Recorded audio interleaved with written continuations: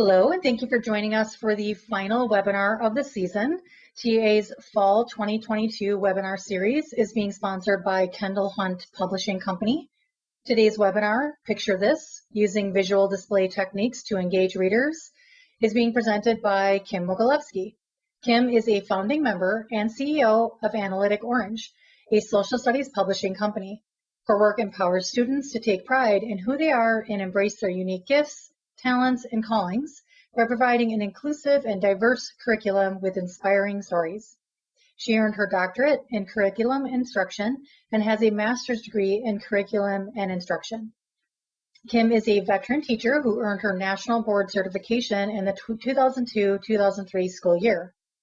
Hello, Kim. Thank you for joining us today. Hi, thank you so much for having me. I really appreciate all that TAA does. So thank you for this opportunity. Let's get started on Picture This. So we all know that there is an ocean of data out there. So take a look at this infographic I've put up on the screen and notice that it is from 2012, 10 years ago. So I'm going to enlarge the infographic section just so you can take it in, and we'll take a look at the information. There's 15 terabytes produced every day, and they're saying what's useful and what's not. And that's $997 billion lost because of all of this information that's out there. And people have to sort through it and pick and choose the things that's useful and what's not useful. So imagine this is 10 years ago, how much more information is out there today. So we're going to talk about data visualization, which can impact readers' perception. It can increase the reader's cognition, and that work can be accomplished with apps. The one we're going to look at today is called Blabberize, and this is used to emphasize information that's in the quote and to help you make your presentations and information sharing more engaging. So take a look at this. So this is Scott Baronato. He's the senior editor at Harvard Business Review, and this is what he had to say. Hi, I'm Scott Baronato from the Harvard Business Review. Your visual communication will prove far more successful if you begin by acknowledging that it is not a lone action, but rather several activities, each of which requires distinct types of planning, resources, and skills. So basically what Scott has said is data visualization is more work. However, it's worth your time when you can impact your readers' perceptions and cognition. So here's another person. He's very well known, and he's a data journalist and information designer. In 2010, he did a TED Talk. His name is David McCandless, and we're going to watch a 2-minute clip.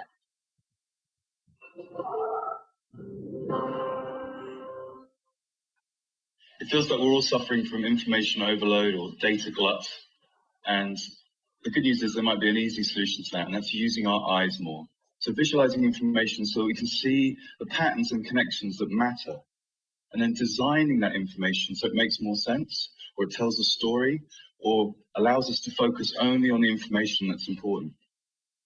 Better than that, visualized information can just look really cool. So let's see.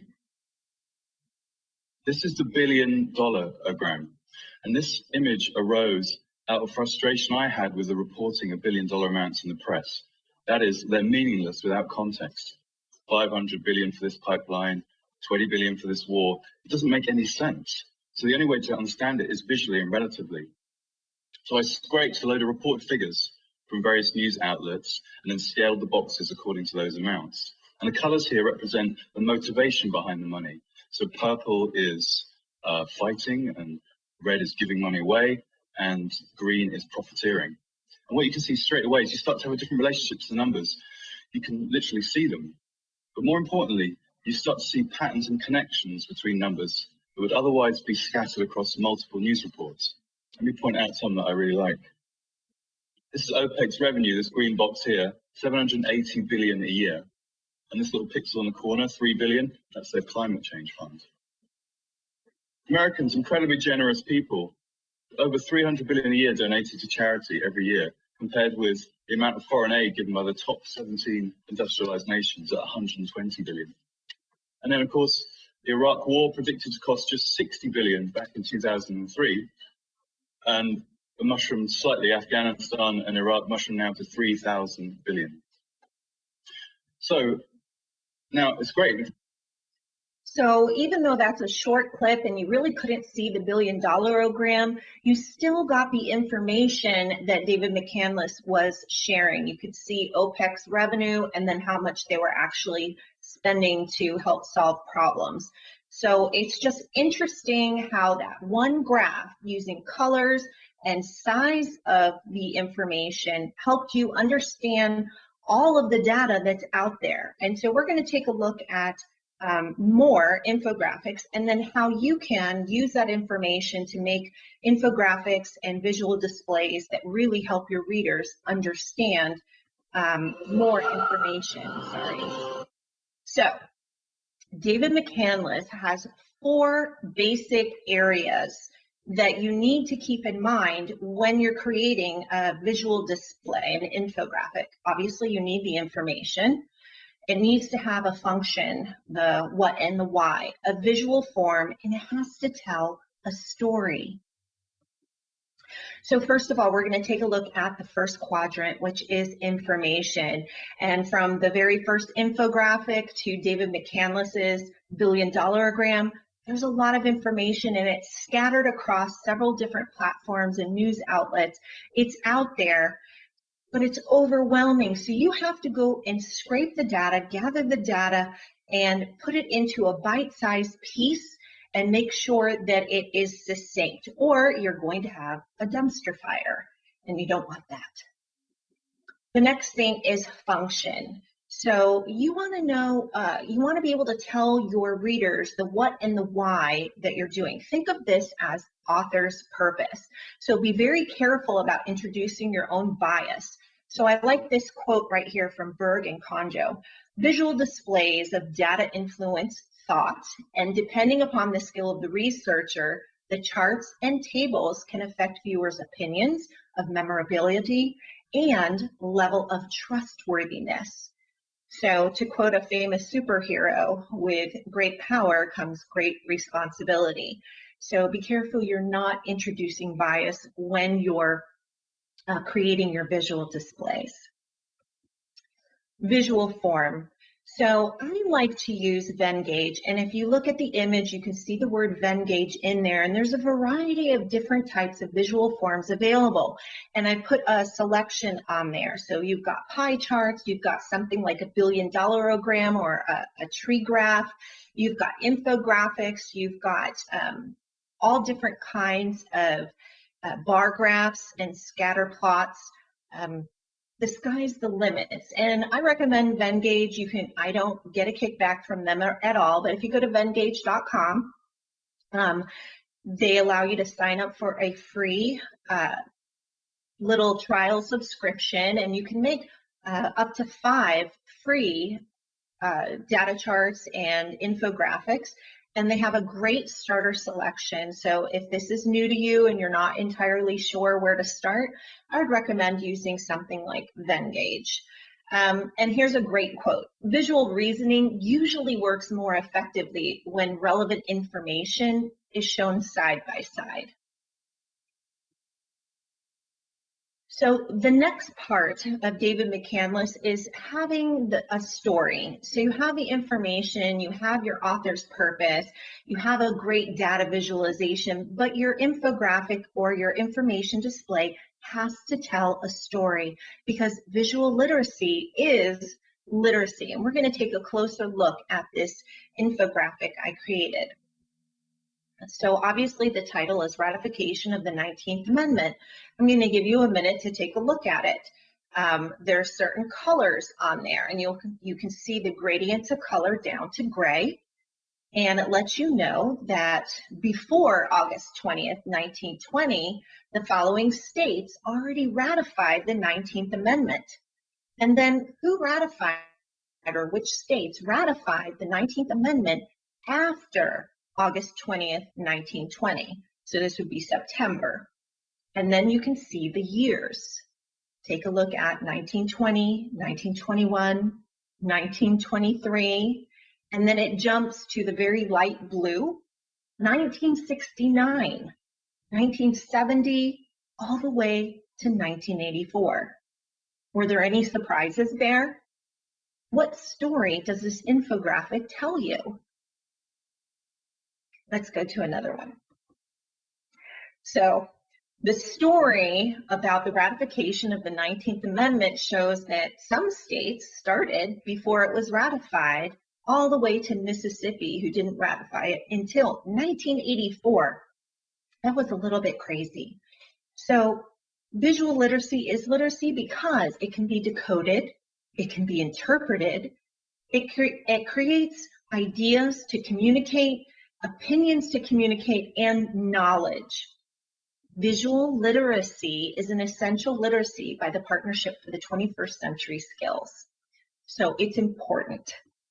Visual literacy can be taught. Let me say that again. Visual literacy can be taught.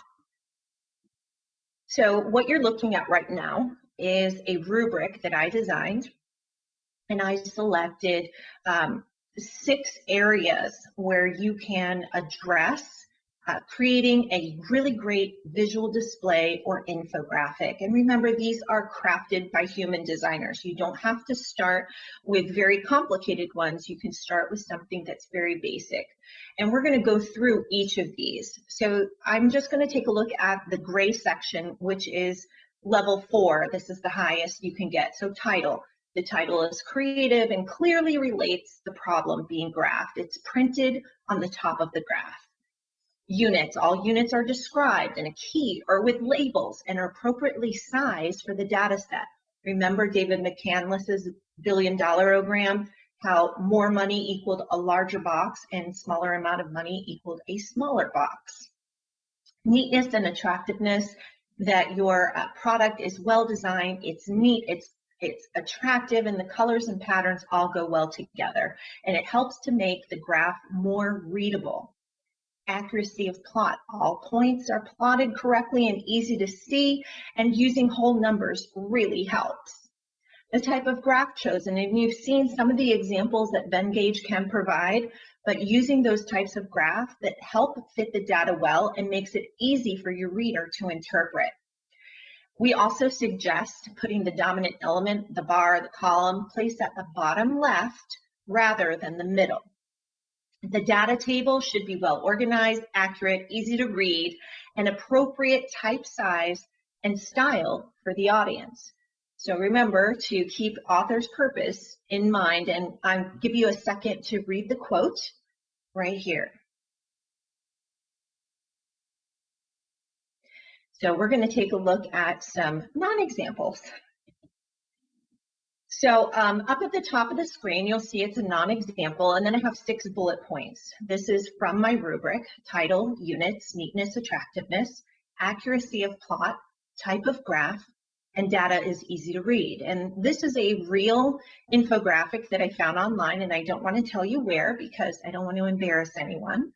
But just take a moment and think about how this non-example could become an example.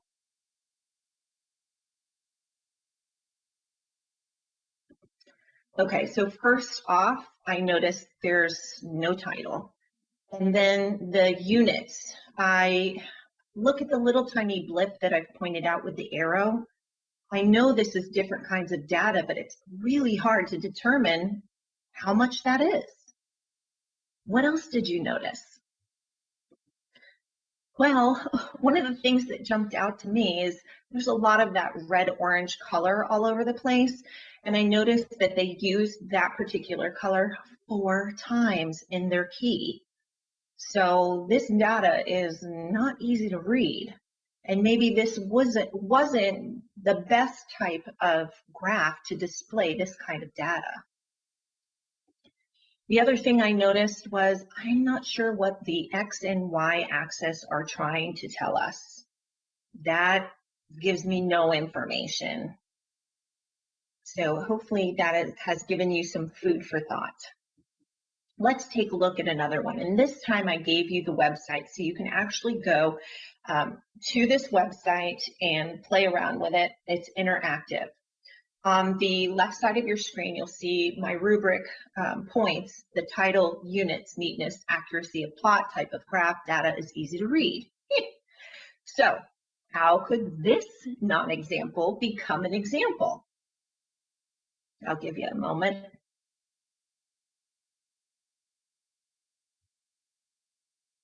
All right, let's check it out. Now, this is a little bit larger, and keeping in mind, first of all, it was really hard for me to read. I don't know if you're having that problem. It does have a title, which is great, and this is for Bibb County, and it's a lot of data, but what I noticed right away was the date and the colors don't match. So if you look at the bubble that I'm pointing to, it says 2020, 03, 28, and then at the bottom it has 2022, 09, 10. And if you look at all the bubbles that have numbers on them, there's no 2022. So I'm not sure how that helps. Here's yet another non-example. So again, I have the title, units, neatness, accuracy, plot, type of graph, data is easy to read. So think inside your head, how could this non-example become an example? So first off, there's no title. And then I thought this was kind of humorous. They're little graph charts. They have poor data quality, lack of innovation, lack of digital skills and capabilities. And if you look at the category in the upper left corner of the screen, it has CX leaders, CX mainstream, B2C, B2B. Now I know what B2C means, business to company, and then business to business, I think. So it's a little bit difficult to figure out what exactly they're measuring. Here's my example, and this is one that I created. It's for fourth graders in Florida. So let's take a look at the title, How and Why Immigration Impacts Florida Today. Does that tell you what you're going to be doing? Yes, of course it does. And then I have a subtitle underneath it that says Contributions of New Americans. And then all of my units are described with labels, and I think that they are appropriately sized for the data set. You can see 1 in 5 Florida residents were born abroad, and you can see Florida has the 4th largest immigrant population in the US. 4 out of 10 immigrants work in jobs that support Florida's $90 billion tourism industry. And then I have a nice little pie graph at the bottom and left of the screen. Neatness and attractiveness. I think this is neat and attractive. I tried to stick with a main color scheme, as you can see. I also use little pictures to help tell the story a little bit more. Accuracy of plot. So all the points are plotted correctly. They're easy to see. Decimals and fractions are rounded to the nearest whole number. And I use several different types of data to create this infographic, but the main one is going to be that pie chart at the bottom. So if you look at the bottom, the little pie chart there, you'll notice that 40% are in travel and tourism, and that 40% is the largest part of the pie graph. Believe it or not, that's important, and sometimes people don't do that. So this data table, I believe, is well organized, accurate, and easy to read, and it's appropriate for the audience, 4th graders. One more thing. So David McCandless, at the beginning of the presentation, he was saying that he went through different news outlets and scraped the data. So I like to put my information where I got the information for my infographics. And so there are several outlets here, and the first one is census.gov. I'm going to show you a little bit more about this particular government website. Washington EDU and research at newamericaneconomy.org. So I add that in. Now I did share that I use Venngage, and this is a screenshot. And when I click on my pie graph, you can see that I have a little, like a spreadsheet or a little slide sheets that you can import the data, and it allows you to check the type of chart. So if you look at the ones that are a little bit grayed out, you can see that there's bar graphs, line graphs, little rainbow, bubbles, all sorts that you can choose from. You can also customize the colors on the side. So I chose agriculture as this light blue, and this is just a really simple infographic. And so the message I'm trying to convey is you don't have to make it super fancy, just do it. So we are going to look at some super fancy ones though. And David McCandless has this wonderful website called informationisbeautiful.net. And when you go to this website, you look across and you'll see data right up at the top. When you go to data, you can click on that, and then it will give you all of these Google Docs spreadsheets of their data sets, how they came up with this information, all the places that they scrape data. So here he has all of his big spreadsheets of his best data. And there's one that we're going to take a look at.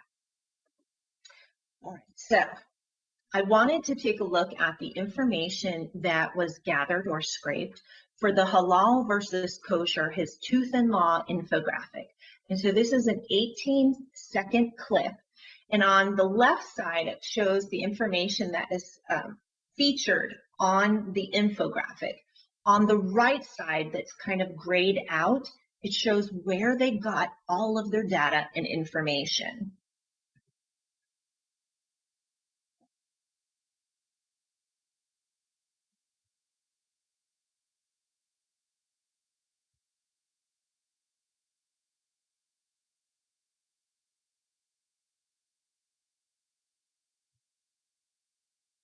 I think that's pretty impressive.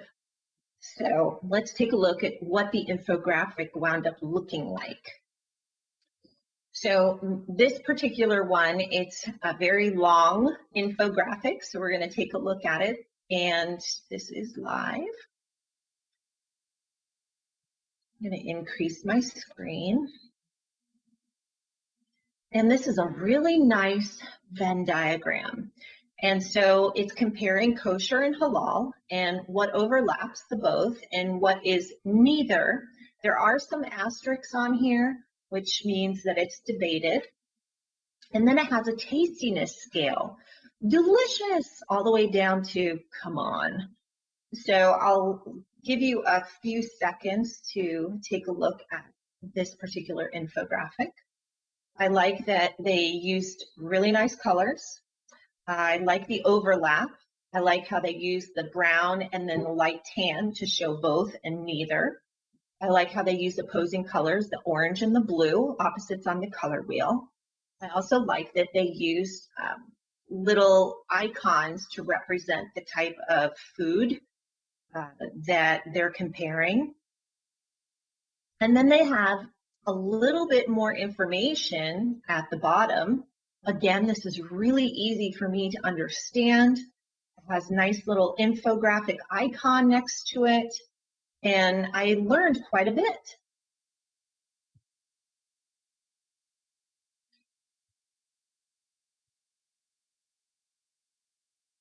And then at the bottom, just like in my 4th grade infographic that I shared with you, he provides the sources. So we also can go and check out the data using this little bit infographic that I shared with you just a slide before. But I just think that is fascinating. So we're going to go back to the PowerPoint. All right, so this one is a little bit more complicated. I don't know about you, but I love to use census.gov. There's a ton of information at your fingertips, and it's all free, and you're allowed to use it. So go to census.gov, and along the top, you're going to find Resource Library. Go ahead and click on that. And then you're going to scroll down and you'll see infographics and visualizations. Now there are hundreds, possibly thousands of these available, but we're going to focus in on one particular one, and this one is interactive. This is like the super fancy. So remember my categories for the rubric: title, units, neatness and attractiveness, accuracy of plot, type of graph chosen, and a data table. This one is, I think, simply amazing. So we're going to take a look at this particular interactive visualization. Teachers are among the most educated, yet their pay lags. Not like a news flash there. However, I think they did a great job conveying information. So I'm going to make this a little bit bigger. So here's the interactive part. You can select the different kinds of degrees, and you can select age and sex, and then it can look up a specific occupation. So here's the key.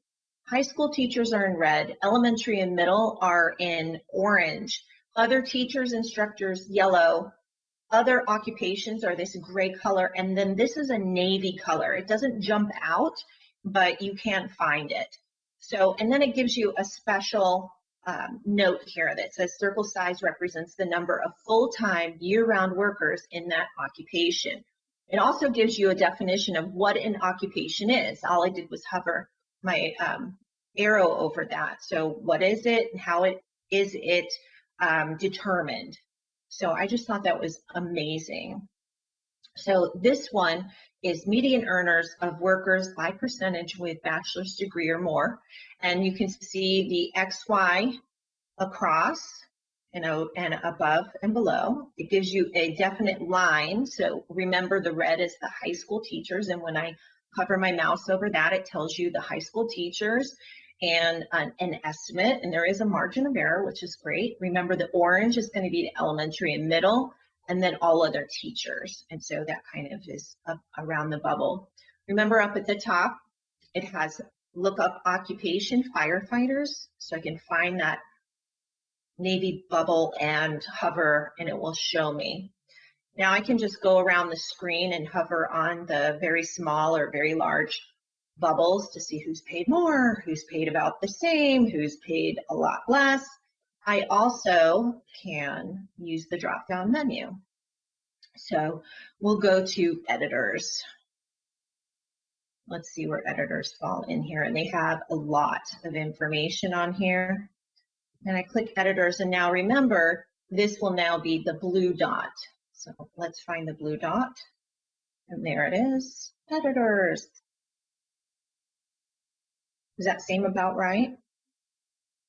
So I just thought this was an amazing interactive visualization tool. They also provide other kinds of interactive data sets and visualizations that are also interactive. Pretty cool, right? And then it has another occupation key, and then it also tells you, what the decline was with other similar occupations. Again, the same coloring is used, which is nice, but then these are interactive. So you can see which ones increased, which ones decreased. They've just done a really marvelous job. And then you can compare more information. So this is one of those really fancy websites in visualization, but you can go here to scrape data and get information for your visualization. So I want to say data charts, they sometimes can be boring, but you can make them beautiful. Again, I recommend Venngage, but there's probably lots of other places where you could go and make some gorgeous looking data charts. Here are the key takeaways. Data visualization can impact your reader's perception, increase your reader's cognition. However, it is more work. Use David McCandless's 4 points. Scrape that information from a variety of sources, make sense of it, make it work, that function, the why, and what are you doing, and make sure you keep out your own bias. The visual form, there's many ways to show data, and make sure that it tells a story. An interesting story would be best. And I just wanted to remind you, you don't have to start with the fancy census.gov or even David McCandless style. Just a little bit of data goes into making a beautiful visual display, and it doesn't have to be super complicated. You just have to start. So I provided my reference list to Kim at TAA, and you're welcome to see where I got my information and do your own research and reading. And I just want to say thank you. I'd love to connect with you. I'm on LinkedIn. You can scan the QR code, and my company's information is at the bottom of the screen.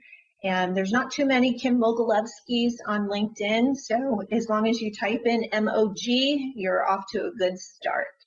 Thank you for your time, and thank you for attending, and I look forward to answering your questions. Thank you, Kim. So if you have a question, please type it into the question panel on your GoToWebinar control panel, and then I'll read the questions to Kim.